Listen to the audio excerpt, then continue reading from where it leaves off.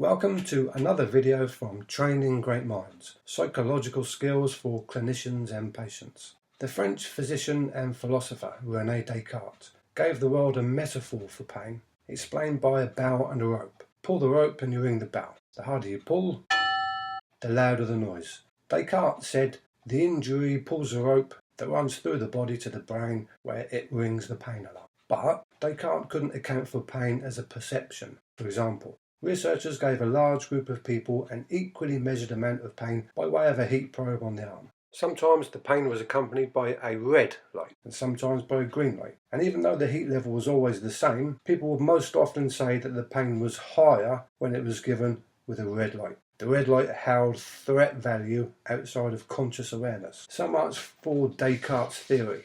Another study? Researchers pressed an ice-cold metal bar against the back of the neck of a group of people. Sometimes they were told the bar was hot, sometimes that it was cold. People always felt more pain when told the bar was hot. Again, it has higher threat value. The brain produces more pain.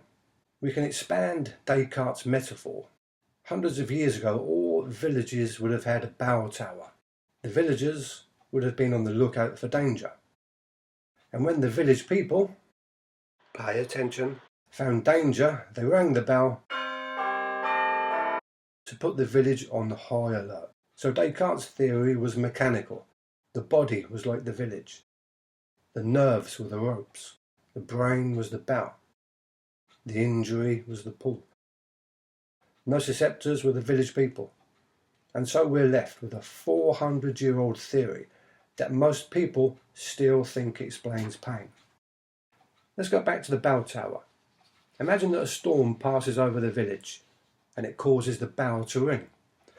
Well, the village goes on high alert, prepared for action, motivated to stay safe, but nothing's pulling the rope. And this is how it is for persistent pain. Only the storm is made up of thoughts and emotions. And if the threat value of a red light and the expectancy of a hot metal bar can increase pain, imagine what this cognitive storm can do for pain. This brings us to psychological skills training. Pain is the alarm that motivates us towards action, which is usually fear avoidant. And this takes us away from the problem, which makes sense because nobody wants to be unhappy. This fear response leads to distorted thinking that leads to more emotion, yes, there's a spelling mistake, that drives away from behaviours. A solution-focused approach, on the other hand, takes us toward our goals. It teaches us to be resilient and solve our problems, so we're motivated towards positives rather than away from negatives. A solution-focused approach teaches us to identify faulty belief systems that are part of the pain-generating cognitive storm. It teaches us emotional intelligence so we can understand our emotions and use them positively to guide our thinking. So we're able to put together healthy belief systems that not only take us away from our problems, but more importantly, toward solutions. Neuroplasticity relates to the brain's ability to change, which it does in response to pain. However, these changes actually make the brain more accommodating of pain. So the cognitive storm is more easily generated and pain levels are increased. Pain becomes wired in to the brain, but this is soft wiring, not hard wiring, and so it can be changed.